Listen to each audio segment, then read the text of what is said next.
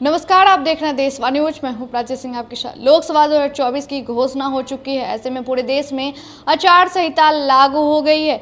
वहीं बिहार की बात करें तो बिहार में 40 लोकसभा सीट वाले में 7 चरणों में चुनाव होंगे। वहीं 19 तारीख, 13 तारीख, 7 तारीख, 1 तारीख, 20 तारीख, 25 तारीख, वही 4 तारीख और 4 जून यानी कि घोषणा हो जाएगी। आखिर कौन प्रधानमंत्री बनेंगे, किसकी सरकार बनेगी, वही आचार संहिता होती क्या है, ये हम आपको पूरे विस्तार से बताते हैं। चुनाव आयोग की ओर से स्वतंत्र और निष्पक्ष चुनाव कराने के लिए कुछ नियम बनाए जाते हैं। आचार संहिता के तहत पार्टियों और उम्मीदवारों के लिए कुछ गाइडलाइंस होती हैं। इसके तहत कुछ नियम हैं जिनका राजनीतिक दलों और उम्मीदवारों को पालन करना होता है। इनका उल्लंघन करने पर चुनाव आयोग एक्शन ले सकती है। चुनाव आयोग की ओर से जैसे ही चुनाव की तारीखों की घोषणा की जाती है, तभी से मॉडल कोड ऑफ कंडक्ट यानी आदर्श आचार संहिता लागू हो जाती है। आचार संहिता चुनाव की प्रक्रिया पूरे होने तक लागू रहती है। विधानसभा चुनाव में ये राज्य स्तर पर और लोकसभा चुनाव में पूरे देश में आचार संहिता लागू हो जाती है।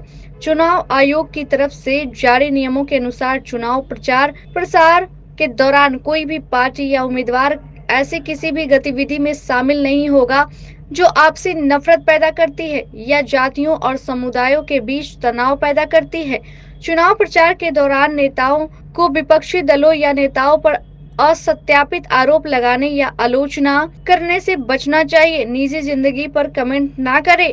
कोई भी उम्मीदवार या पार्टी चुनाव प्रचार के लिए धार्मिक स्थलों जैसे मंदिर, मस्जिद, चर्च, गुरुद्वारा या अन्य पूजा स्थलों का इस्तेमाल नहीं कर सकता है।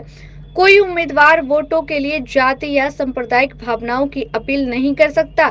धर्म जाति के लिए वोट नहीं मांग सकता है। मतदाताओं को रिश्वत देना, उन्हें डराना धमकाना, मतदाता केंद्र से 100 मीटर की दूरी के भीतर प्रचार प्रसार करना आपराधिक गतिविधि मानी जाती है। बता दें कि आचार संहिता लागू होने के बाद कोई भी मंत्री अपनी यात्रा को चुनावी प्रचार से नहीं जोड़ सकता। नेता या उम्मीदवार प्रचार के लिए सरकारी गाड़ी या फिर सरकारी बंगले का इस्तेमाल नहीं कर सकता है। चुनाव प्रचार के दौरान आधिकारिक मशीनरी या कर्मियों का उपयोग नहीं कर सकते हैं। बता दें पूरे देश में आचार संहिता लागू हो चुकी है शनिवार को ही, क्योंकि इलेक्शन कमीशन की ओर से चुनाव की घोषणा हो गई। चुनाव की घोषणा से शुरुआत से ही और जब तक रिजल्ट नहीं आता है, पूरे देश में आचार संहिता लागू हो चुकी है।